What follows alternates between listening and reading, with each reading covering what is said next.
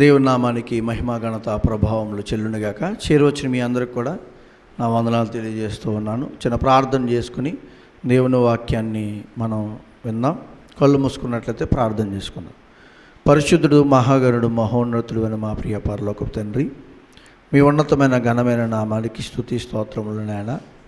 మీరు ఇచ్చిన సదవకాశంలో, మీరు ఇచ్చిన సమయంలో, మీ సన్నిధానంలో కొద్ది నిమిషాలు నీ వాక్యాన్ని ఆలోచిస్తూ ఉండగా మా మనోనేత్రాలు తెరవండి, మా హృదయాన్ని నాయన ఆలోచింపజేసే ఆలోచనలు మాకు తండ్రి ఇవ్వండి నాయన.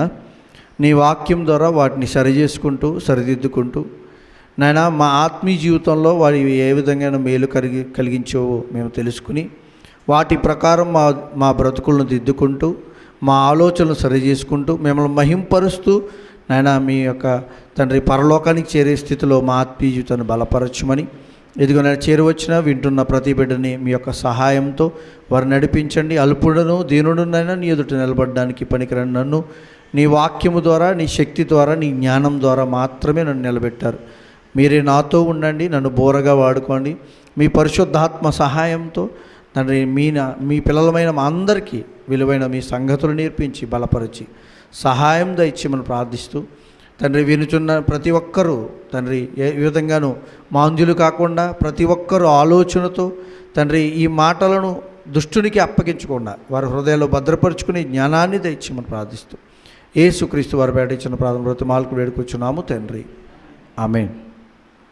ప్రియ దేవుని సంఘబిడ్డలారా, గతం మనం ప్రతి వారము తెలుసుకుంటున్నట్టుగానే గత వారం మనం క్రీస్తు గురించి కొన్ని విషయాలు మనం నేర్చుకోవడం జరిగింది. క్రీస్తు యొక్క విశిష్టతలు మనకి తెలియాల్సిన అవసరత ఎంతైనా ఉంది. ఎందుకంటే క్రైస్తవ్యం అనేది ముడిపడింది యేసుక్రీస్తు వారితో.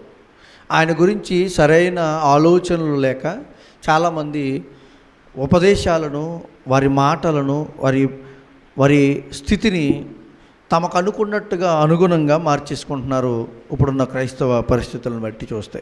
అయితే దేవుడు మనం వాక్యాన్ని బట్టి ఆలోచించగలిగితే యోహాను సువార్త 1వ అధ్యాయము 1వ వచనంలో మనం చదువుకుందాం. యోహాను సువార్త 1వ అధ్యాయము 1వ వచనం నుంచి చదువుకుందాం. ఆదియందు వాక్యముండెను, వాక్యము దేవుని యొద్ద ఉండెను, వాక్యము దేవుడై ఉండెను, ఆయన ఆదియందు దేవుని యొద్ద ఉండెను. ఎవరు అంటే ఎవరి గురించి మాట్లాడుతున్నాడు ఈ వాక్యము, ఈ భాగము అంటే యేసుక్రీస్తు వారి గురించి. ఆయన ఎలా ఉన్నాడంట? ఆదియందు వాక్యం ఉండెను, ఆయన వాక్యంగా ఉన్నాడంట. అంతేకాదు వాక్యము దేవుని యొద్ద ఉండెను. ఎక్కడున్నాడు ఆయన? దేవుని యొద్ద. దేవుని యొద్ద ఉన్నాడంటే అప్పటికి లోకంలో ఇంకా ప్రవేశింపలేదు కదా. దేవుని యొద్ద ఉన్న ఆయన ఎలా ఉన్నాడు? ఆయన ఆదియందు దేవుని యొద్ద ఉండెను, సమస్తము ఆయన మూలంగా కలిగెను, కలిగి ఉన్నదేదియు ఆయన లేకుండా కలుగలేదు. అయితే యేసుక్రీస్తు వారు వాక్యంగా ఉన్న ఆయన, నిత్యుడిగా కనబడుతున్న ఆయన. చాలామంది చెప్తున్నారు, చాలామంది అంటున్నారు యేసుక్రీస్తు వారి గురించి నిత్యత్వానికి వారికి ఆపాదించడానికి సరైన ఆలోచనలు లేవు, తప్పుడు ఉపదేశాలు చెబుతూ యేసుక్రీస్తు వారికి పరిమితులను నిర్మిస్తున్నారు. అయితే ఇక్కడ వాక్యం చెబుతుంది యోహాను సువార్తలో, ఆదిలోనే ఆయన ఉన్నాడంట. ఆది అంటే సమస్తము కలగక ముందు అని చెప్తుంది. ఆయన ఆదిలో ఉన్న ఆయన ఈ లోకానికి ఎలా వచ్చాడు చూడండి. 14వ వచనం చూడండి. అక్కడే ఆ వాక్యము ఎవరైతే దేవుని దగ్గర ఉన్నాడో, ఎవరైతే వాక్యంగా ఉన్నాడో ఆయన ఎలా ఉన్నాడంట? ఆ వాక్యము శరీరధారి అయి కృపాసత్య సంపూర్ణుడిగా మన మధ్య నివసించెను. మన మధ్య నివసించింది ఎవరు? దేవుని యొద్ద ఉన్న యేసుక్రీస్తు వారు. యేసుక్రీస్తు వారు అనే మాట లోకంలోకి వచ్చిన తర్వాత, లేకపోతే తెలుగు పదాల్లో యేసుక్రీస్తు వారు అన్నాం, ఇంగ్లీష్లో జీసస్ క్రైస్ట్ అంటాం, అలాగే హెబ్రీలో యాషువా మనం చెప్పాను కదా. ఈ పదాలు, ఇలాంటి పదాలతో పిలవడం మనం చూస్తాం. అయితే క్రీస్తు వారి గురించి చాలామంది కొన్ని వచనాలను తప్పుగా అర్థం చేసుకోవడం జరిగింది. తండ్రి మీరేమి చెప్పారో నేను అదే చేస్తున్నాను అని యేసుక్రీస్తు వారు అన్న మాట వింటాం. ఈయన నా ప్రియ కుమారుడు, ఈయన నందు నేను ఆనందిస్తున్నాను. తండ్రి పరలోకం నుంచి మాట్లాడుతున్న పరిశుద్ధాత్మ దేవుడు పావురం వల్లే దిగి వచ్చిన రీతిని, లేకపోతే తండ్రి పరలోకం నుంచి మాట్లాడుతున్న మాటని మనం వింటాం. ఆ సందర్భాలను చూస్తే యేసుక్రీస్తు వారి గురించి ఎలా అర్థమవుతుందంటే కొన్ని మాటలను బట్టి ఆయన కుమారుడిగా పిలువబడ్డాడు. అయితే కుమారుడు అనే పదం గురించి మనం ఆలోచిద్దాం. అసలు కుమారుడు అంటే ఎలా కుమారుడు అవుతారు? కుమారుడు అన్న పదానికి ఏ విషయాలు, ఏ వ్యక్తీకరణలు లోకంలో ఉన్నాయి? కుమారుడు అంటే మనం ఆలోచిద్దాం. కుమారుడు పుడితేనే కుమారుడా? అసలు మొట్టమొదటిగా కుమారుని ఎవరంటాం? తల్లిదండ్రులకు పుట్టిన వారిని కుమారులు అంటే, మీరు ఇక్కడ ఓన్లీ పుత్రులు లేకపోతే పురుషుల గురించే మాట్లాడుతున్నట్టుగా తీసుకోకండి. ఇందులోకే కుమారులు అంటే కుమార్తెలు కూడా వస్తారు. ఇక్కడ చెప్తున్న మాట నేను చెప్తున్న జాగ్రత్తగా ఆలోచించండి. ఎందుకంటే కుమారులు అంటే ఓన్లీ పుత్రులే అంటున్నారు అనుకుంటున్నారేమో. కాదు, అది మనుష్యుల జాబితా గురించి మాట్లాడుతుంది, మానవ జాబితా గురించి మాట్లాడుతుంది. మనిషి అంటే ఏమంటాం? మగోడే అంటామా? మనిషి అంటే మగోడే అంటామా?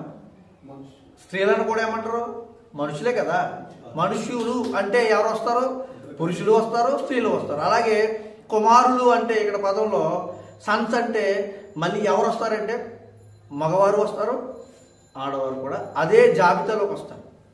అయితే ఇక్కడ చెబుతున్న విషయాలు ఆలోచిస్తే మనం జాగ్రత్తగా గమనిద్దాం. ఎందుకంటే ఈ కుమారుడు అనే పదం యేసుక్రీస్తు వారికి అనువదించడానికి, చెప్పడానికి, పలకడానికి ఎలాంటి పరిస్థితులు గుండా వాక్యము అక్కడ మాట్లాడబడి జరిగిందో, పరిశుద్ధాత్మ దేవుడు అలా చెప్పడం జరిగిందో మీరు అర్థం చేసుకోగలిగితే అసలు కుమారుడు అంటే ఏంటో మీకు అర్థమవుతుంది. అసలు మొట్టమొదటిగా కుమారులు ఎలా అనబడతారంటే, మొట్టమొదటి పాయింట్, అసలు మనం మనిషికి మధ్య బంధం. ఏం బంధం ఉంది? మనిషికి మధ్య కుమార బంధం, కుమారుల బంధం.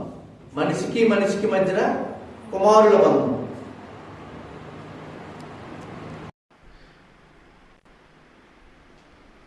మనిషికి ఒక తల్లిదండ్రులకు పుట్టిన కుమారుల్ని కుమారుడు అంటారు.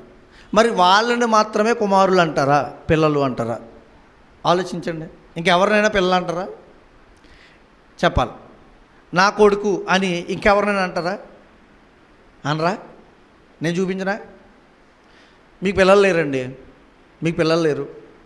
ఒక అబ్బాయినో ఒక అమ్మాయినో దత్తత తీసుకుని తెచ్చుకున్నారు. మీరేమని చెప్తారా బిడ్డని? మీరు కన్నారా? మరి ఆ బంధం ఏంటి? ఆ బంధం ఏంటి? అది కూడా తండ్రి కుమారుల లేకపోతే తల్లి పిల్లల బంధమే కదా. మరి ఆ బంధము కూడా మనిషికి మధ్య ఉందా? మరి పుడితేనే పిల్లలని మీరు అంటారా?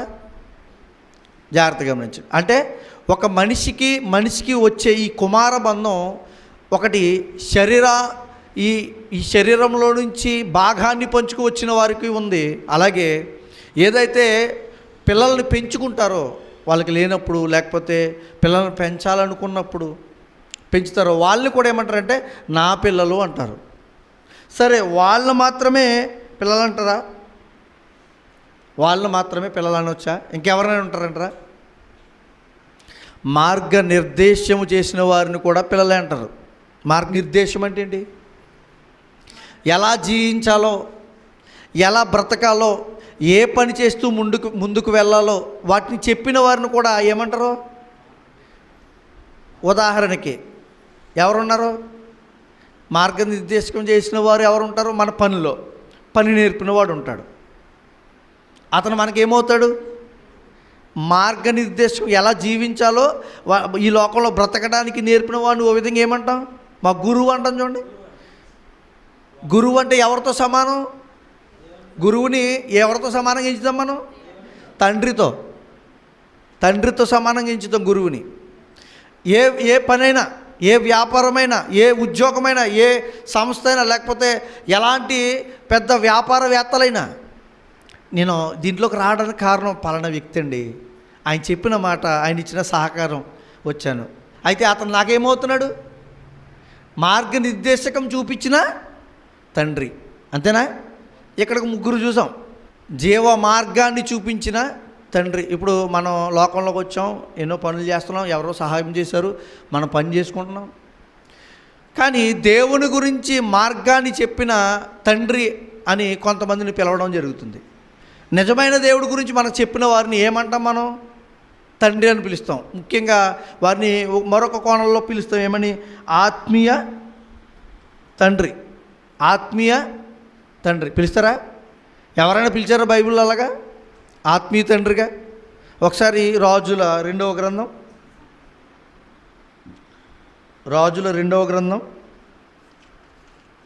2వ అధ్యాయం 12వ వచనం.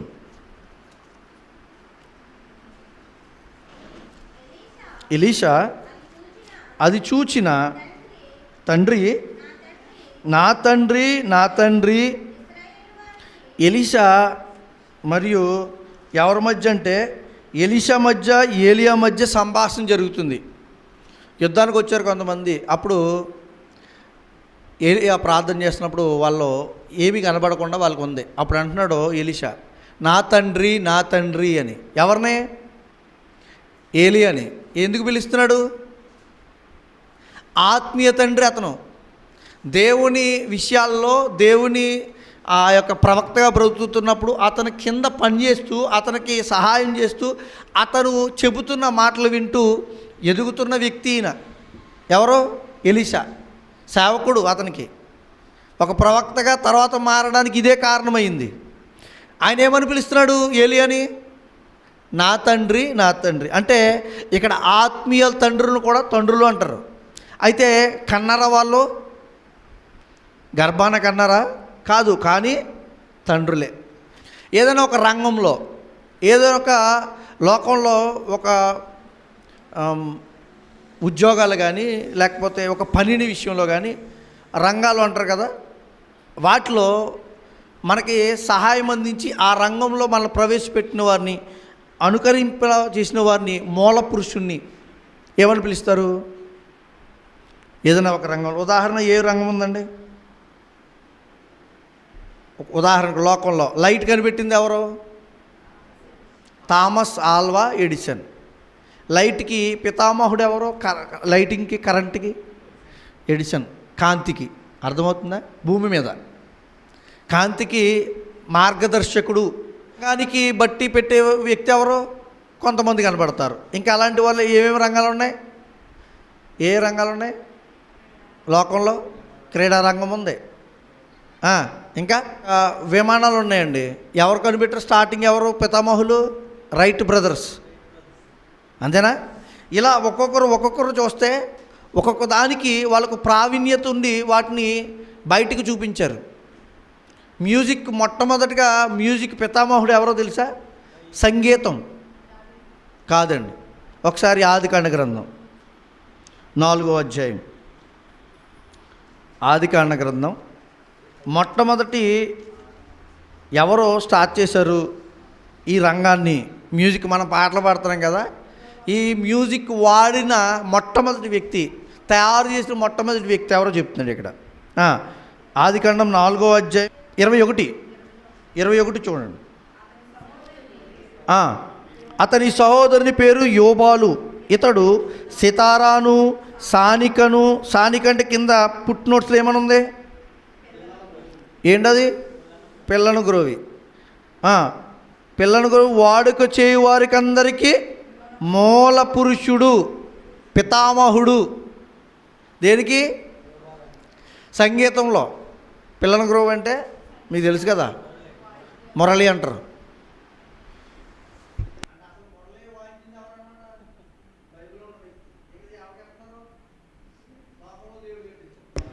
సరే, అయితే ప్రతిదానికి మూల పురుషుణ్ణి పితామహుడిగా, తండ్రిగా పిలుస్తూ ఉంటారనమాట.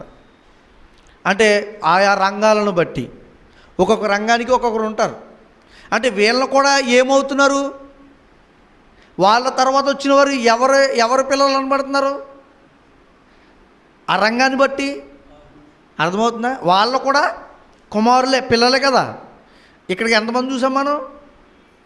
పుట్టడాన్ని బట్టి పెంచుకునే తల్లిదండ్రులు ఉన్నారు పిల్లలు. ఇంకెవరు ఎలాంటి వారు ఉన్నారు? మార్గనిర్దేశకం చేసేవారు. ఏ పని చేయాలో, ఎలా బ్రతకాలో, ఎలాంటి విషయాల్లో మంచివో చెప్పిన వాళ్ళు వాళ్ళ తండ్రులుగా పరిగణింపబడతారు. మార్గనిర్దేశకం చేసిన వారు కూడా పిల్లలే, తండ్రులే పిల్లలకి కదా. మార్గనిర్దేశకం అంటే ఆయా రంగాల్లో ఏ పనులు ఎలా జరగాలి. మరి ఇంకా ఎలాంటి వారు ఉన్నారో తెలుసా?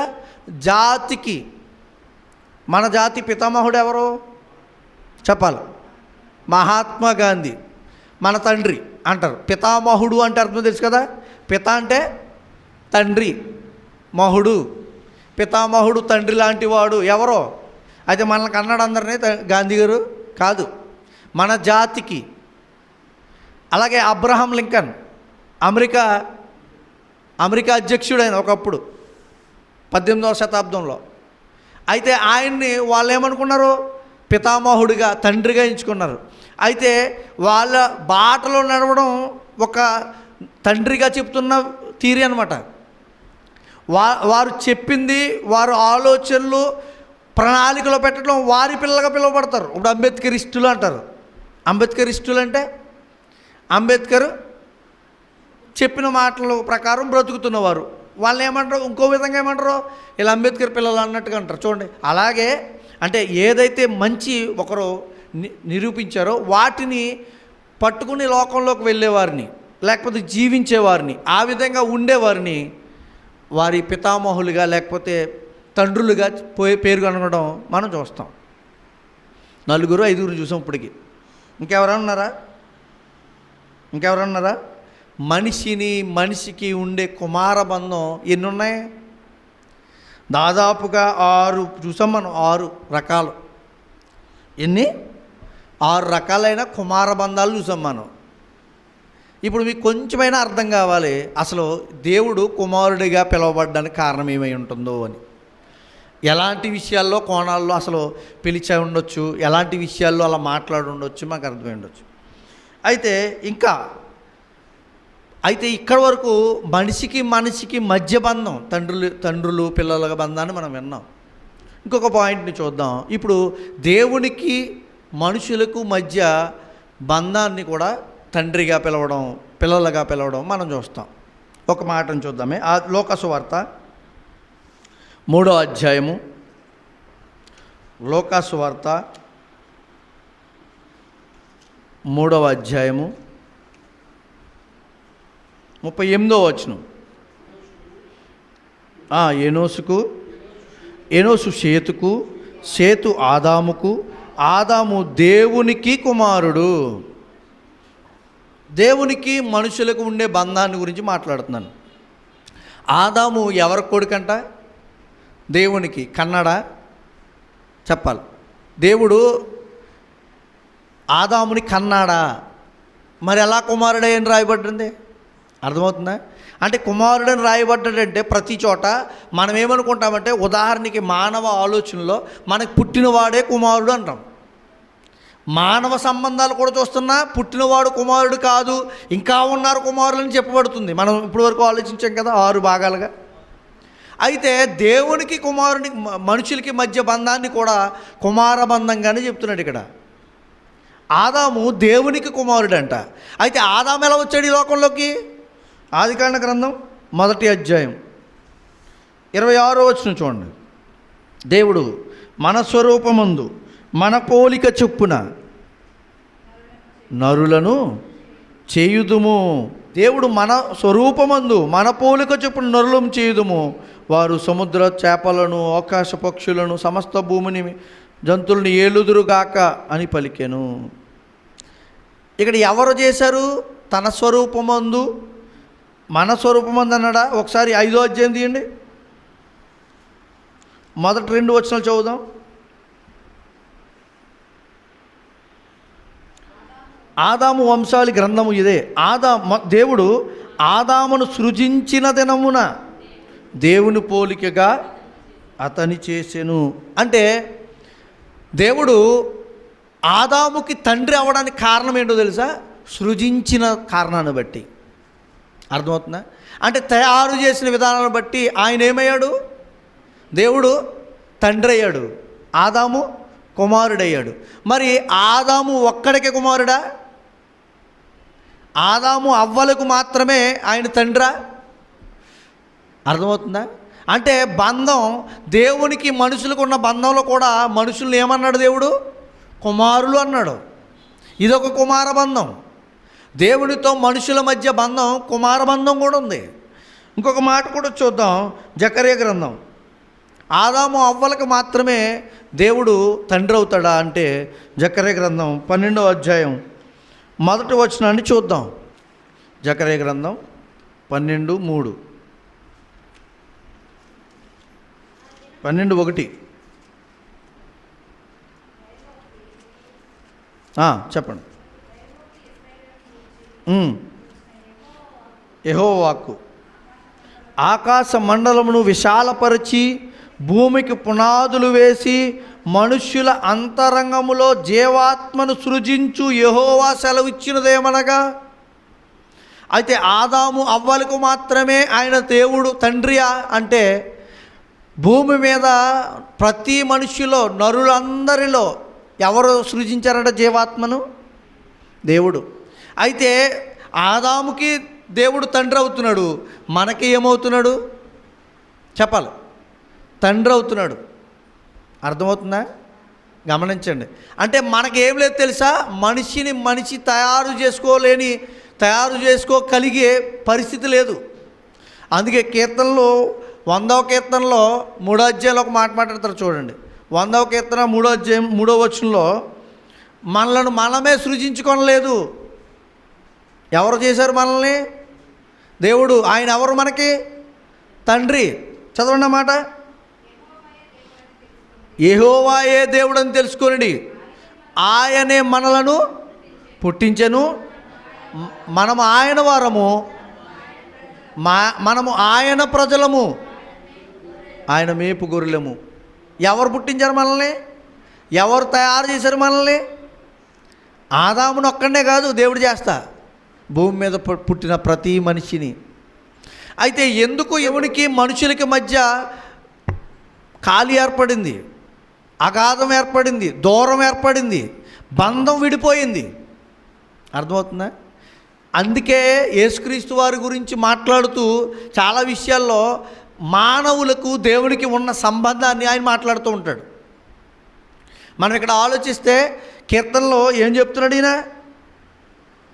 దేవునికి మనుషులకి ఉన్న బంధం ఏంటంటే మనుషులను దేవుడే పుట్టించాడు, తయారు చేశాడు. కాబట్టి మనందరికీ ఆయన ఎవరు? తండ్రి. ఇదొక బంధం. మరొక బంధం కూడా చూద్దామా? ఇంకా ఎవరెవరికి కుమారులుగా దేవుడు చెప్తున్నాడో, ఎవరెవరిని కుమారులుగా పిలిచాడో మీరు చూస్తే, ప్రత్యేకించి ఒక జనాంగాన్ని కూడా దేవుడు కుమారులు అన్నాడు. ప్రత్యేకించి కొంతమందిని, ఒక సమూహాన్ని మాత్రమే నా పిల్లలుగా పిలుచుకోవడం మనం చూస్తాం పాత నిబంధనలో. చూడండి, కీర్తన గ్రంథం 82వ అధ్యాయం. కీర్తనల గ్రంథం 82వ అధ్యాయం 6వ వచనం. మీరు దైవములనియు మీరు సర్వోన్నతిని కుమారులనియు మీరందరూ సర్వోన్నతిని కుమారులనియు నేనే సెలవిచ్చి ఉన్నాను. మీరు దైవములనియు. ఎవరి గురించి మాట్లాడుతున్నాడు ఇక్కడ? మనం అనుకుంటున్నాం, కొంతమంది చెప్తున్నారు ఇది భూమి మీద ఉన్న ప్రజలందరి కోసమండి అని అంటున్నారు. భూమి మీద ఉన్న ప్రజలందరినీ దేవుడు మీరు దైవాలని అనేస్తున్నాడా అంటే, ఒకసారి మొదటి వచనంలో చూడండి.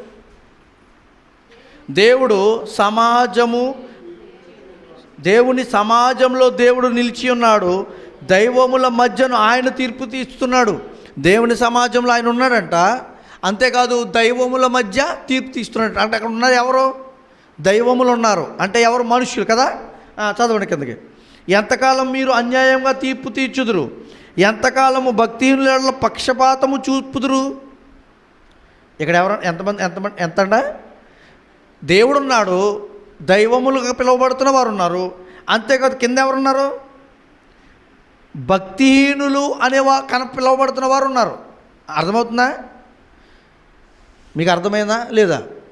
దేవుడు దైవముల మధ్య నుంచి ఉన్నాడంట. వాళ్ళు తీర్పు తీస్తున్నారంట కొంతమందికి. ఎవరికి? భక్తిహీనులకి తీర్పు తీస్తున్నారంట. అంతేకాదు కింద ఏమన్నది?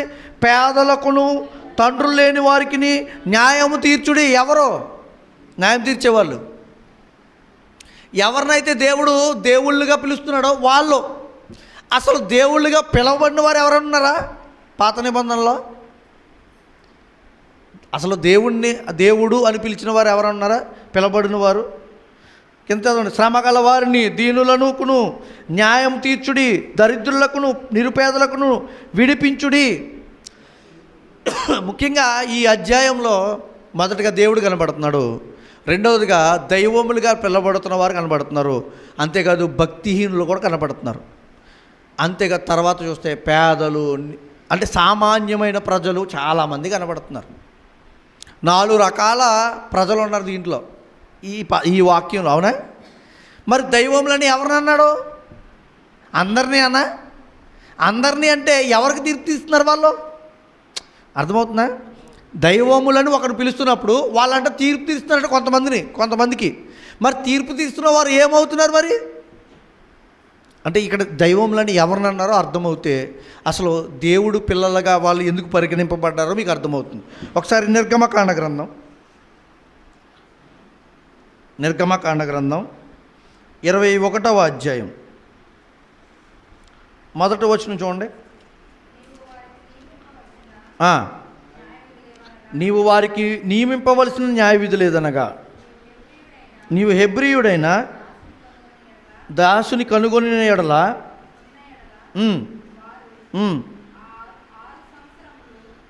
ఇక్కడ ఒక దాసుని గురించి హెబ్రీని గురించి మాట్లాడుతున్న సందర్భం. 4వ వచనంలో చూద్దాం. వాని యజమానుడు వానికి భార్యనిచ్చిన తరువాత ఆమె వాని వలన కుమార్తెలను కన్యడల ఆ భార్యయు ఆమె పిల్లలను ఆమె యజమాని సొత్తులగుదురు కానీ వాడు ఒంటిగానే పోవాలని. అయితే ఆ దాసుడు నేను నా యజమాని భార్యను నా పిల్లలను ప్రేమించుచున్నాను, నేను వారిని విడిచి స్వతంత్రుడినై పోనల్లనని నిజముగా చెప్పినట్లా వాని యజమానుడు, ఎవరైతే పని చేస్తున్నాడో అతనిపైన ఉన్న యజమానుడు ఏం చేయాలంట? చదవండి మీరందరూ ఆ మాటని. వాని యజమానుడు చదవండి అందరూ. 6వ వచనం. వాని యజమానుడు దేవుని రాశాడా? దేవుని అంటే దేవుని దగ్గరికి వెళ్ళాలంట, దేవుని వద్దకు వెళ్ళాలంట. దేవుడు అంటే ఎవరు? అక్కడ కింద పుట్టినోట్లో ఉంచండి, న్యాయాధిపతులు. అర్థమైందా? అంటే దైవములని పిలుస్తున్నావా? ఎవరిని పిలుస్తున్నాడు దేవుడు? అక్కడ దైవముల మధ్య నిలబడి దేవుడు ఆయన సన్నిధానంలో దైవముల మధ్య నిలబడ్డాడు అన్నాడు కదా. ఇక్కడ ఎవరు వీళ్ళు? న్యాయాధిపతులు. దైవముల మధ్య తీర్పు మీరు దైవములనియు సర్వోన్నతుని కుమారులనియు పిలువబడుతున్నారు కదా అని అన్నాడు కదా. వాళ్ళు ఎవరో తెలుసా? న్యాయాధిపతులు. అంటే ఆ రోజు పరిపాలన ఎవరి కింద ఉండేది? న్యాయాధిపతుల కింద ఉండేది. వాళ్ళని దేవుడు ఎలా ఎంచాడు? ప్రజలకే దేవుడిగా ఎంచాడు. వాళ్ళు అలాగే పిలవాలి న్యాయాధిపతుల్ని. పుట్టినోట్లు అందుకే ఇచ్చాడు అలాగా. అంటే అక్కడ మాట్లాడుతున్న పదం ఎవరితో అంటే వారు దైవములని చెప్తున్నాడు. ఎవరితో అంటే న్యాయాధిపతులతో. ఎందుకు? వాళ్ళు ఎలా బ్రతుకుతున్నారో తెలుసా? తర్వాత వాళ్ళ జీవితం దేవునికి ఇష్టమైనదిగా లేదు. ఎవరైతే దేవుని పిల్లలుగా దేవుని కుమారులుగా పిలువబడ్డారో దైవములుగా చెప్పబడ్డారో వాళ్ళు దేవుని ఆలోచన ప్రకారం వారి న్యాయ పరిపాలన లేదు. అందుకే అంటున్నాడు అక్కడ కీర్తనల గ్రంథంలో. ఒకసారి ఆ మాట మళ్ళీ చదవండి. 82వ కీర్తన. ఒకసారి మీరు అక్కడికి వెళ్ళి 82వ కీర్తనలో ఈ పదాన్ని పెట్టుకుని చూడండి, అర్థమవుతుంది మీకు. దేవుని సమాజంలో దేవుడు నిల్చున్నాడు. అర్థమవుతుందా? దేవుని సమాజంలో దేవుడు నిల్చున్నాడు. దైవముల మధ్యను అంటే ఇక్కడ ఎవరు దైవములు? న్యాయాధిపతుల మధ్యను. చదవండి ఇప్పుడు. ఆయన తీర్పు తీస్తున్నాడు. న్యాయాధిపతులకి ఎంత తీర్పు తీర్చాలి? అసలు న్యాయాధిపతులే తీర్పు తీర్చాలి కదా. ఏం జరిగిందంటే కింద చెప్తున్నాడు, ఎంతకాలం మీరు అన్యాయంగా తీర్పు తీర్చుదురు. న్యాయాధిపతులు ఏం చేస్తున్నారో తెలుసా? అన్యాయంగా తీర్పు తీస్తున్నారు. ఎంతకాలం భక్తి వల్ల పక్షపాతము చూపుదురు. వాళ్ళు మనిషికి వ్యత్యాసాలు చూపిస్తున్నారు. అర్థమవుతుందా? అందుకన్నాడు పేదలకును తల్లిదండ్రులు లేని వారికి న్యాయం తీర్చుడి. మీరు తీర్చలేదా నేను ఊరుకోను. ఎవరా దేవుళ్ళు? ఎవరా దైవములు? న్యాయాధిపతులు. ఆ న్యాయాధిపతులను కూడా దేవుడు ఏమన్నాడో తెలుసా? నా కుమారులు నా పిల్లలే అన్నాడు. ఈ పాయింట్ చెప్పడానికి మీకు అక్కడికి వెళ్ళొచ్చాను. అంటే దేవుని పక్షాన సంఘంలో లేకపోతే దేవుని ప్రణాళికలో నిలబడిన వారిని దేవుడు ఏమని పిలిచాడు? నా పిల్లలు, నా వారసులు అని చెప్పాడు. దైవముల మధ్య దేవుడు, దైవములు అంటే పిల్లలే కదా. అలా ఆలోచిస్తే అంటే ఇక్కడ మనం ఎన్ని రకాలుగా చూస్తున్నామంటే మానవుడికి మధ్య ఉన్న కుమారబంధాన్ని చూసాం. దేవునికి మానవులకి మధ్య ఉన్న కుమారబంధంలో మరొకరిని కూడా చూస్తున్నాం. దేవుడు మనల్ని కూడా పిల్లలు అన్నాడు. అంతేకాదు తన పక్షాన్ని నిలబడిన సేవకులను, ప్రవక్తలను, లేకపోతే పాత నిబంధనలు న్యాయాధిపతులను పిల్లలుగా పరిగణించాడు. కుమారులే వాళ్ళు కూడా. ఇంకొక కుమారబంధాన్ని కూడా చూద్దాం. ఒకసారి గలతీయులకు రాసిన పత్రిక. ఎన్ని చూస్తున్నాం ఇప్పటికి? కుమారబంధాలు ఎన్ని చూసాం? 3 చూసాం. మెయిన్ మనుషుల మధ్య కుమారబంధం, రెండవది దేవునికి మనుషులకు ఉండే కుమారబంధం, అలాగే దేవుని ప్రతినిధులుగా కనబడుతున్న వారికి ఉండే కుమారబంధం 3 చూసాం. ఇది 4వది. మరొక కుమారబంధం చూద్దాం. గలతీయులకు రాసిన పత్రిక 3వ అధ్యాయం 26వ వచనం. మీకు అందరికీ అర్థమవుతుందా లేదా? నేను చెప్పేది మీరు జాగ్రత్తగా వినండి, ఎందుకంటే ఇది చాలా క్లిష్టమైన విషయం. దీని మీదే చాలామంది తప్పుడు ఉపదేశాలు చెప్పి క్రైస్తవ్యంలో గలిబిళ్ళు సృష్టించడం జరిగింది. అర్థమవుతుందా? అందుకు ఈ మాట చెప్పడానికి నేను ప్రయత్నం చేస్తున్నాను. చదవండి. యేసుక్రీస్తునందు మీరందరూ విశ్వాసము వలన ఎలా ఉన్నారు? మనం కుమారులుగా. ఇక్కడ మరొక కుమారబంధం వచ్చింది. అప్పటి వరకు దేవునికి దూరంగా ఉన్న మనం మళ్ళీ కుమారులు అవుతున్నామంట. అసలు మామూలుగా మానవ రీతిలో ఈ శరీరాన్ని చేసింది కుమారులుగా దేవుడే, ఆయన మనకు తండ్రి. అయితే ఆ బంధం విడిపోయింది ఇప్పుడు కొంతకాలం. తర్వాత ఎప్పుడు కలిసింది? యేసుక్రీస్తు ద్వారా. చదవండి మాట మళ్ళీ. యేసుక్రీస్తునందు మీరందరూ విశ్వాసము వలన ఎలా వచ్చారు మీరు దేవుని పిల్లలుగా? అప్పుడు కుమారులుగా విశ్వాసమును బట్టి. ఎవరు చేర్చారు మనకి పిల్లలు? దేవుడికి పిల్లలుగా మనల్ని ఎవరు చేర్చారు? యేసుక్రీస్తు వారు. యేసుక్రీస్తునందు విశ్వాసం వలన మీరందరూ దేవునికి పిల్లలు అవుతారంట, కుమారులు అనబడుతున్నారంట. ఇదొక కుమారబంధం. ఇది విశ్వాసం బట్టే వచ్చే కుమారబంధం. విశ్వాసం వినుట వలన ఏమొస్తుంది? విశ్వాసం కలుగును. ఏమవుతాం మళ్ళీ మనం? వినుట వలన విశ్వాసం వచ్చిన తర్వాత ఏమవుతున్నాం? పిల్లలకి తిరిగి మళ్ళీ తండ్రికి అటాచ్ అవుతున్నాం. ఎవరికి? దేవునికి. యోహాను సువార్త 1వ అధ్యాయము 12వ వచనం చూద్దాం. యోహాను సువార్త 1వ అధ్యాయం 12వ వచనం. తన్ను ఎందరు అంగీకరించిరో వారందరికీ, అనగా తన నామమునందు విశ్వసించిన వారికి దేవుని పిల్లలగుటకు ఆయన అధికారం అనుగ్రహించెను. ఏమవుతున్నప్పుడు మళ్ళీ? ఒకప్పుడు దేవుని పిల్లలమే. లోకంలో శరీరెత్తుకు వచ్చినప్పుడు దేవుడే మనల్ని తయారు చేశాడు. మధ్యలో ఏమైందంటే దేవుని వదిలేసి లోకంలో తిరిగాం. దేవుడు అంటే పట్టించుకోలే. ఇప్పుడు మళ్ళీ దేవుని పిల్లలకి ఎలా వస్తున్నామంటే విశ్వాసాన్ని బట్టి. ఇదొక కుమారబంధం.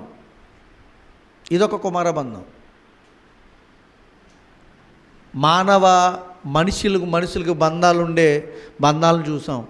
దేవునికి మనిషికి మధ్య బంధాన్ని చూసాం. ఇది విశ్వాసమును బట్టి వచ్చే దేవునితో బంధం, తండ్రి పిల్లల బంధం. అయితే మనం ఎవరికి పిల్లలు? ఇప్పుడు విశ్వాసాన్ని బట్టి దేవునికి పిల్లలు అవుతున్నామంట. మరొక మాట కూడా చూద్దామా? చూడండి. యోహాను రోమిలికి రాసిన పత్రిక తీద్దాం. రోమిలికి రాసిన పత్రిక 8వ అధ్యాయము 8వ అధ్యాయము 14వ వచనం. రోమిలికి రాసిన పత్రిక 8వ అధ్యాయము 14వ వచనం. చదవండి. దేవుని ఆత్మచేత ఎందరు నడిపింపబడుదురో వారందరూ దేవుని కుమారులయ్యుందురు. ఎవరు దేవుని ఆత్మచేత నడిపింపబడేవారు చెప్పండి? ఎవరు దేవుని ఆత్మచేత నడిపింపబడేవారు, దేవుని వాక్యాన్ని చెబుతారు చూడండి, దేవుని వాక్యాన్ని వింటూ దాన్ని అనుసరిస్తారు చూడండి, వాళ్ళందరూ మళ్ళీ ఎవరికి పిల్లలు? అంటే ఇక్కడ ఏ బంధం కనబడుతుంది? దేవునికి మనుషులకు మధ్యన కుమార బంధం. ఈ బంధాలని ఎందుకు వివరించడానికి చెప్తున్నానంటే, దేవుడు తండ్రిగా యేసుక్రీస్తు వారు కుమారుడిగా ఈ లోకాలు రావడం జరిగింది కదా. ఈ బంధం ఎలా వచ్చిందో మీకు అర్థం కావాలి. దాన్ని విశ్లేషించాలంటే అసలు మనుషుల మధ్య ఈ బంధాలు ఎలా వచ్చినాయో మీకు అర్థమైతే, వాక్యంలో మనతో దేవుడు ఎలా మాట్లాడుతున్నాడో మనకు అర్థమైతే, యేసుక్రీస్తు వరకు ఉన్న కుమార బంధం ఏంటో మీకు అర్థమవుతుంది. అయితే యేసుక్రీస్తు వారు కుమారుడిగా అనుగ్రహింపబడ్డాడు, వచ్చాడు ఈ లోకంలోకి అంటే ఆయన తండ్రికి అక్కడ పుట్టినవాడని చాలామంది చెప్పారు. ఈ బంధాలను బట్టి ఆలోచించండి, అర్థమవుతుందా? ఇక్కడంట విశ్వాసాన్ని బట్టి ఆయన మనల్ని పిల్లలుగా ఎంచుతున్నాడంట. ఇంకా చూద్దాం, ఇంకా మత్తయి సువార్త ఇంకా ఎలాంటి వారిని కుమారులుగా అన్నాడో చూద్దాం. మానవునికి దేవునికి మధ్య లక్షణాలు, ఏ లక్షణాలు ఉంటే దేవుని పిల్లలు అవుతామో తెలుసా? మత్తయి సువార్త 5వ అధ్యాయం 9వ వచనం.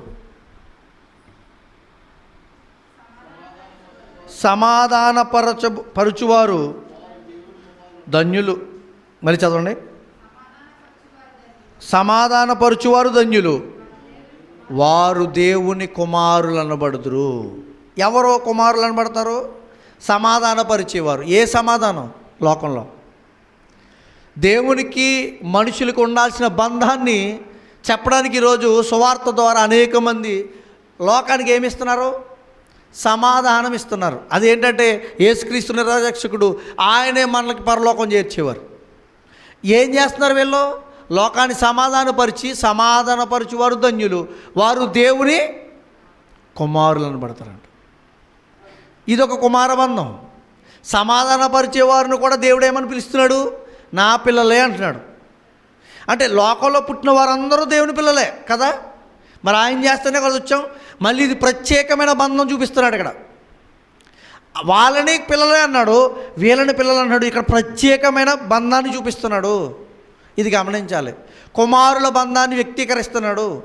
ఇక్కడ కుమారులు అంటే ఎలా ఉండాలో చూపిస్తున్నాడు. అంటే లక్షణాలు, సమాధానపరచడం అంటే లక్షణాలు, ప్రేమ, కరుణ, గుణ లక్షణాలు ఏదైతే దేవుడు కలిగి ఉన్నాడో ఆ లక్షణాలు మనం కలిగి జీవిస్తున్నాం అనుకోండి దేవునితో, మనం ఎవరి పిల్లలుగా పరిగణింపబడతాం?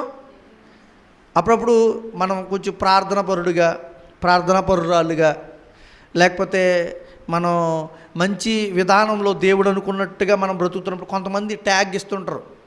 ఒరే ఆ దేవుని బెడ్రే అంటారా? ఎందుకు వచ్చింది అది? ఎందుకు వచ్చింది అంటే నువ్వు నడిచే నడవడిక, నీ తీరి, నీ పద్ధతి దేనికి అనుగుణంగా కనపడుతున్నాయి? మంచి ఒక సినిమా హీరో పెంచినట్టు జుట్టు పెంచుకుని వాడు వేసుకున్నట్టు స్టైలు బట్టలు వేసుకుని తిరిగామనుకోండి, ఎవడిగా కనపడుతుంటాం మనం లోకానికి? అతనిగా కనపడుతుంటాం. అప్పుడు ఇదేమంటాడో, అప్పుడు ఏదన్నా ఒక సినిమా పేరు వచ్చిందనుకోండి, ఆ పేరుని బట్టి అతను పిలుస్తూ ఉంటారు. ఉదాహరణకి అప్పుడప్పుడు మనకి వింటూ ఉంటాం. మొన్నటిదాకా ఎవరో ఇలాగేదో అంటే ఆ పేరు పిల్లలు పెట్టుకుని వీణేమన్నారో అదే అన్నారు. కాదు. అయితే ఇక్కడ అంటే బంధము, వాళ్ళు చేసే గుణాలు, లక్షణాలను బట్టి మనుషుడు దేవుని పిల్లలుగా పరిగణింపబడుతున్నాడు, దేవుని పిల్లలుగా చెప్పుకోబడతారు. అందుకే ఇక్కడ చెప్తున్నాడు, ఏదైతే దేవుడు లక్షణాలు కలిగి ఉన్నాడో, ఏదైతే క్రియలు, పనులు, దేవుడు ఎలా అయితే చేస్తాడో, దేవుడు ఎలా అయితే ఉంటాడో, దేవుడు ఎలా అయితే నెమ్మదత్వం కలిగి, పరిపూర్ణ ఆలోచనలు కలిగి, ఇతరుల పట్ల భావన, క్షేమకరమైన భావన కలిగి ఉంటాడో, అలాంటి మనస్తత్వం కలిగిన వారిని దేవుని పిల్లలుగా పరిగణింపబడుతుంటాం. అలాగే పిలుస్తూ ఉంటాం. ఎన్ని బంధాలు చూసామండి? ఎన్ని బంధాలు చూసాం? కుమార బంధాలు ఎన్ని చూసాం? తండ్రికి పిల్లలకు ఉండే కుమార బంధం చూసాం. మొదటిది శరీరానుకరంగా, దాంట్లో అంటే మానవ సంబంధాల్లో కుమార బంధం. తర్వాత రెండవది ఏంటి? దేవునికి మనుషులకు ఉండే కుమార బంధం, అది సృజించడం ద్వారా వచ్చింది, మనం విన్నాం కదా. మూడవది ఏమి విన్నాం? దేవుని కుమారులుగా పిలువబడిన వారు కొంతమంది ఉన్నారు. కాదండి, దేవుని పిల్లలుగా, దేవుళ్ళుగా చెప్పబడిన వారు కొంతమంది ఉన్నారు. వాళ్ళని కూడా పిల్లలు అన్నాడు. తర్వాత మరొక విశ్వాసాన్ని బట్టి పిల్లలుగా పరిగణింపబడిన వారు ఉన్నారు. విశ్వాసాన్ని బట్టి. అంతేకాదు దేవుని క్రియలు, కార్యక్రమాలు, లేకపోతే పనులు, అలాంటి ఆలోచన కలిగిన వారిని కూడా దేవుడు ఏమన్నాడు? నా పిల్లలే అన్నాడు. ఇన్ని కుమార బంధాలు మీరు విన్నారు. ఇంకొక కుమార బంధం కూడా ఉంది. అది ఇప్పుడు లేదు, రాబోయేది. ఆ బంధాన్ని కూడా బైబిల్ చెప్పింది. ఒకసారి ఆ మాట కూడా చదువుదాం. చదవండి ఒకసారి. లోకాసు వార్త 20వ అధ్యాయము. లోకాసు వార్త 20వ అధ్యాయము 36వ వచనం చూడండి. పునరుత్థానములో పాలువారయ్యుండి ఏమన్నారు? పుట్టినట్లో పాలువారయ్యుండి అంటే కుమారులు, ఈ యుగపు కుమారులు. చూడండి కింద ఇంకా చదవండి. పాలువారయ్యుండి. 3 పునరుత్థానపు కుమారులయ్యుండి. 36వ వచనం. వారు పునరుత్థానంలో పాలువారయ్యుండి దేవదూత సమానులను దేవుని కుమారులనై ఉందురు. ఎప్పుడిది? ఎప్పుడు? దేవుని కుమారులై ఉందురు. జరగబోయేది ఎప్పుడు? యేసుక్రీస్తు వారి రాకడలో మరణం అయిపోయిన తర్వాత జరిగే కార్యక్రమం. ఇది ఒక కుమార బంధమే. కానీ ఇప్పుడు ఈ కుమార బంధాన్ని మనం చూడలేదు, చూడబోతాం. జరగబోతోందని చెప్తున్నాడు. ఇది కుమార బంధమే. పునరుత్థానంలో వచ్చే కుమార బంధం. చనిపోయిన తర్వాత తిరిగి లేస్తామే, అప్పుడు వచ్చే బంధం అంటిది. చూడండి, ఇన్ని బంధాలు చెప్తున్నప్పుడు తండ్రి ఈయన నా ప్రియ కుమారుడు అని చెప్తుల్లో ఏ బంధం మాట్లాడాడో గమనించండి మీరు. యేసుక్రీస్తు వారు తండ్రి నా ప్రార్థన ఆలకించు, నేను నా విన్నప్పుడు తోసివేయకు అని ఎందుకన్నాడు? అంటే తండ్రి అని కుమారుడని సంభాషించడానికి ఏదో బంధం ఉంది. అది మానవ సంబంధమైంది కాదు, అది గుర్తించాలి. శరీర సంబంధమైన బంధం కాదు అని గుర్తించాలి. యేసుక్రీస్తు వారు కూడా ఈ లోకంలో అనేక బంధాలతో పిలువబడ్డాడు. తెలుసు కదా మీకు? పిలువబడ్డా లేదా? ఆయన కుమారుడిగా పిలువబడ్డా? లోకంలో ఎన్ని కుమారులుగా పిలువబడ్డాడో ఎంతమందికి చెప్పాలి.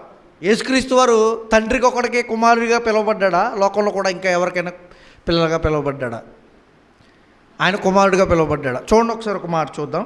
నేను మత్తయి సువార్త 13వ అధ్యాయం. మత్తయి సువార్త 13వ అధ్యాయము 55వ వచనం.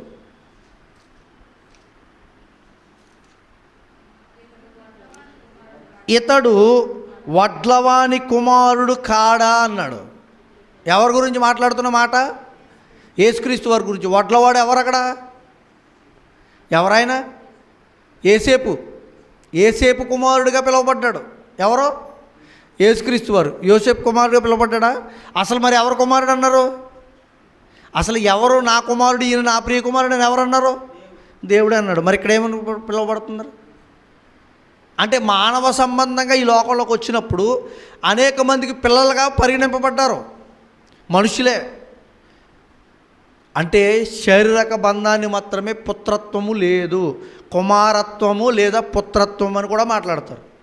పుత్రులు, కుమారులు, పుత్రత్వము పర్యాయపదం. కుమారుడికి పర్యాయపదం. అంటే కుమారుడు అంటే శరీరాన్ని బట్టి నా తల్లికి తండ్రికి అంటే భార్య భర్తలకు పుట్టిన బంధాన్ని మాత్రమే కుమార బంధంగా లోకం ఎంచట్లేదు. మీరు అది గమనించాలి. చాలా రకాలుగా పిల్లలుగా ఎంచుతున్నారు. అలాగే యేసుక్రీస్తు వారు కూడా ఈ లోకంలోకి వచ్చినప్పుడు ఆయన్ని మనిషి రీతిలో కూడా పిలువబడ్డాడు. ఆయన ఆత్మ సంబంధంగా దేవుడు కుమారుడని చెప్పినప్పటికీ ఆ పదం కూడా మనం చదివాం. ఆయన మనుషులకు కూడా ఆయన కుమారుడిగా పిలువబడుతున్నాడు. మరియ కుమారుడిగా కూడా పిలువబడతాడు. చూడండి ఒకసారి లోకా సువార్త, మార్కు సువార్త తీయండి,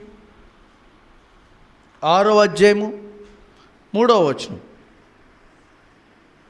మార్కు సువార్త 6వ అధ్యాయం 3వ వచనం. ఇతడు మరియ కుమారుడు కాడా? ఎందుకంటున్నారు అంటే శారీరకంగా ఈ లోకంలో ప్రవేశించినప్పుడు ఎవరి ద్వారా ప్రవేశించాడైనా? కన్యకైనా మరియ ద్వారా. అయితే వస్తున్నప్పుడు ఆయన ఆమెకేమవుతాడు? కుమారుడు అవుతాడు. ఆ బంధం కూడా చెప్పింది. అంతేకాదు వరుసలో ఏ రీతిలో ఆయన ఈ లోకానికి రావాలో ఆ లోకంలో వస్తున్న ఆ యొక్క దారిలో వస్తున్నప్పుడు, ఆ యొక్క జాతిలో వస్తున్నప్పుడు పితరుణ్ణి కూడా గుర్తు చేస్తూ వాడి కుమారుడు అంటారు. ఇక్కడ ఆ మాట కూడా చూపిద్దామా? ఒకసారి చూడండి ఆ మాట.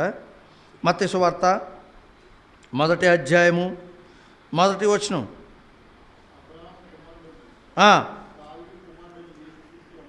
ఏంటది? అబ్రహాము కుమారుడగు. యాక్చువల్గా దావీదు అబ్రహాం కుమారుడా? కాదు, అబ్రహాము వంశావళిలో వచ్చాడు. మరి అబ్రహాము కుమారుడు దావీదు అన్నాడు. దావీదు కుమారుడగు. అసలు దావీదు కుమారుడు ఏంటి చెప్పండి? అంటే కుమారుడు అనే బంధాన్ని మనం అలా తీసుకోకూడదు. శారీరకపరమైన బంధంగా మనం దీన్ని ఎంచకూడదు. యేసుక్రీస్తు వారు ఏ బంధం కలిగి ఉన్నారో తెలియబడాలంటే మనం చాలా వివరణలు చూడాలి, చాలా విషయాలు ఆలోచించాలి, చాలా జాగ్రత్తగా దేవుని వాక్యాన్ని గ్రహించాల్సిన అవసరం ఉంది, పరిశీలించాల్సిన అవసరం ఉంది. ఆయన మానవుడిగా వచ్చాడు కదా, లోకంలో పుట్టాడు కదా, ఆయన ఒక దేవుడే అనే విధంగా చాలామంది వెళ్ళిపోతున్నారు. అంతేకాదు యేసుక్రీస్తు వారిని తండ్రి పంపాడు కాబట్టి ఆయన కన్నాడు పరలోకంలో, ఇక్కడికి వచ్చి ఆయన చెప్పింది చేశాడు, ఈ విధంగా చెప్పేవాళ్ళు కొంతమంది. అయితే యేసుక్రీస్తు వారికి ఉన్న ఒక స్వయం బౌడు అనే అంటే స్వతహాగా ఉన్న లక్షణం ఆయనకి ఏంటో తెలుసా? ఆయన నిత్యుడు. అందుకే గత వారం మనం విన్నాం కదా, ఆయన నిత్యుడు అనడానికి చాలా విషయాలు. యేసుక్రీస్తు వారి గురించి నిత్యుడు అనడానికి ఎన్నో విషయాలు బైబిల్లోంచి రాయబడి ఉన్నాయి. ఆయన పుట్టకముందే ఉన్నాడు. పుట్టకముందు ఎలా ఉన్నాడంటే దేవునితో సమానముగా ఉన్నాడు. విన్నాం కదా. అంటే ఈ లోకంలో రాయబడిన ఈ మాటలు, ఈ పద్ధతులను చూడాలంటే మనకి కొన్ని విషయాలు మనం అర్థం చేసుకోవాలని ఈ విషయాలన్నీ చెప్తున్నాను మీకు. వీలైతే నెక్స్ట్ వారం మనం ఇంకా కొంచెం కూలంకషంగా వెళ్ళడానికి ప్రయత్నం చేద్దాం. ఇప్పటివరకు మనం ఏం విన్నామంటే ఓన్లీ దేవుడు మనుషుల మధ్య పెట్టిన బంధాలు మనం విన్నాం, కుమారు తండ్రి అనే బంధం. తర్వాత దేవునికి మనుషులకు మధ్య ఉన్న బంధాలను మనం విన్నాం. ప్రత్యేకంగా కొంతమందిని పిల్లలుగా పిలువబడి వాళ్ళ గురించి చెప్పిన బంధాలు ఉన్నాయి. అలాగే విశ్వాసము ద్వారా దేవునికి పిల్లలు అవ్వడానికి మనకి అవకాశం ఇచ్చాడు. అలాగ కూడా మనం కుమారులమే. అంత మాత్రాన యేసుక్రీస్తు వారిని పుట్టిన కుమారుడు అంటే ఏమాత్రం దేవుని వాక్యం ఒప్పుకుంటుంది? మనం విన్న సంగతుల ద్వారా మనం ఆలోచిస్తే ఎంత కరెక్ట్ అవుతుంది? అవునా? ఆలోచించండి. ఇన్ని బంధాలు, ఇన్ని బాంధవ్యాల మధ్య దేవుడు మనల్ని నడిపిస్తున్నప్పుడు, ఇన్ని విషయాలు మనకు తెలియజేస్తున్నప్పుడు మనకి ఇంత ఆలోచన వస్తుందే, మరి చెబుతున్న వారికి ఎందుకు రావట్లేదు ఈ ఆలోచన? వింటున్న కొంతమందికి ఎందుకు రావట్లేదు ఈ ఆలోచన? ఆలోచించండి. మీరు మీ మనస్సును పెట్టి ఆలోచించగలిగే ప్రతి విషయాన్ని దేవుడు మనకి తెలియజేయడానికి ఇష్టపడతాడు. చాలా విషయాలు ఉన్నాయి. యేసుక్రీస్తు వారు అసలు ఎందుకు కుమారుడు అనబడ్డాడు, ఎందుకు అలా పిలువబడ్డాడు? ఒకసారి ఒక్క మాట చెప్తాను చూడండి. లోకాసు వార్త 1వ అధ్యాయము 26వ వచనం చూద్దాం, ముగించేస్తున్నానే. లోకాసు వార్త 1వ అధ్యాయము 26వ వచనం.